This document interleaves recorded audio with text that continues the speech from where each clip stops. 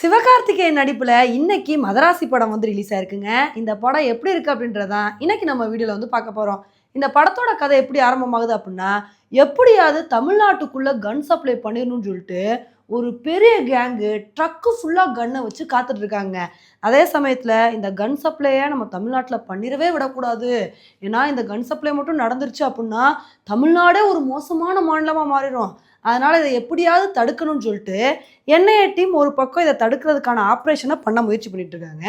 இன்னொரு பக்கம் ஹீரோ சிவகார்த்திகேயன் எப்படி இருக்காரு அப்படின்னா, என்னோட லவ்வரே என்னை விட்டுட்டு போயிட்டா, எனக்கே காதல் இல்லை, இனிமேல் நான் இருந்தா என்ன செத்தா என்ன, நான் வாழ்றதே வேஸ்ட் அப்படின்னு சொல்லிட்டு அவர் ஒரு பக்கம் அந்த மாதிரி சுத்திக்கிட்டு இருக்காரு.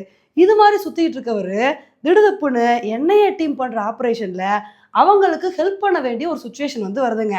சிவகார்த்திகேயன் அந்த என்ஐஏ டீமுக்கு வந்து ஹெல்ப் பண்றாரா, கடைசியில் தமிழ்நாட்டில் கன் சப்ளையை தடுத்து நிறுத்துறாங்களா இல்லையா அப்படின்றதான் இந்த படத்தோட மீதி கதையாக வந்திருக்குங்க. இந்த படத்தோட ஃபர்ஸ்ட் ஆஃப் எல்லாம் அந்த அளவுக்கு நம்ம குறையே சொல்ல முடியாதுங்க.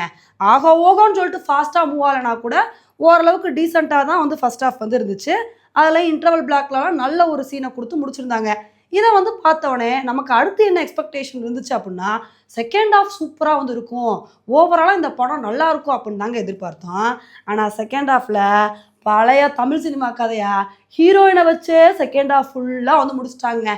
ஏதோ கிளைமேக்ஸில் வந்து கொஞ்சம் ஃபைட்டு நல்லா இருந்தனால தான் ஓரளவுக்காவது செகண்ட் ஆஃப் வந்து ஓகேவா இருந்துச்சு.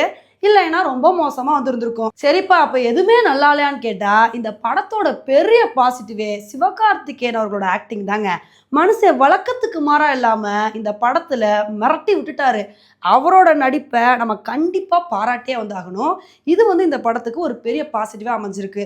அதுக்கப்புறம் இந்த படத்துக்கு இன்னொரு பாசிட்டிவ் என்ன அப்படின்னா, ஹீரோ இந்த படத்துக்கு எவ்வளோ பாசிட்டிவோ அதே மாதிரி வில்லன் வித்யுத் ஜமாலும் வந்து மிரட்டி விட்டாருங்க. சிவகார்த்திகேயனுக்கு கொடுத்த என்ட்ரியை விட வித்யுத் ஜமாலுக்கு கொடுத்த என்ட்ரி மாசா சூப்பராக இருந்துச்சுங்க. அவர் வர்ற போர்ஷன்ஸ் எல்லாமே சும்மா தேட்டரில் கூஸ் பம்ஸாக வந்துருந்துச்சு. அவர் வர போர்ஷன்ஸ் எல்லாமே ஓவராலாக சூப்பராக வந்துருந்துச்சுங்க. இது ரெண்டு தான் இந்த படத்துக்கு இருக்கிற ஒரு பெரிய பாசிட்டிவ். இந்த படத்துக்கு இருக்கிற மிகப்பெரிய நெகட்டிவ் என்ன அப்படின்னா, செகண்ட் ஆஃப் நம்ம ஆல்ரெடி சொன்ன மாதிரி சுத்தமாக வந்து சரியில்லை. பழைய கால தமிழ் சினிமா மாதிரி ஹீரோயினை வச்சுட்டு நீ வரலைன்னா ஹீரோயினை கொண்டுருவேன், நீ வரலைன்னா அப்படி பண்ணிடுவேன் இப்படி பண்ணிடுவேன்னு சொல்லிட்டு பழைய கதையை வச்சே ஓட்டிட்டாங்க. அதே மாதிரி இந்த படத்தோட ஸ்க்ரீன் பிளே இன்னும் நல்லா இருந்துச்சு அப்படின்னா இந்த படம் ஒரு நல்ல படமாக வந்து வந்திருக்கும். ஸ்க்ரீன் பிளே சரியில்லாதனால இந்த படத்தை வந்து நம்ம ஆகோ ஓகோன்னு சொல்லிட்டு தூக்கி பிடிச்சும் பேச முடியாது, மோசமான படம் அப்படின்னு சொல்லிட்டு அவ்வளோ ஈஸியாக விமர்சனமும் பண்ண முடியாதுங்க. ஓவராலாக இந்த படத்தை பற்றி சொல்லணும் அப்படின்னா இது ஒரு ஓகே படங்க.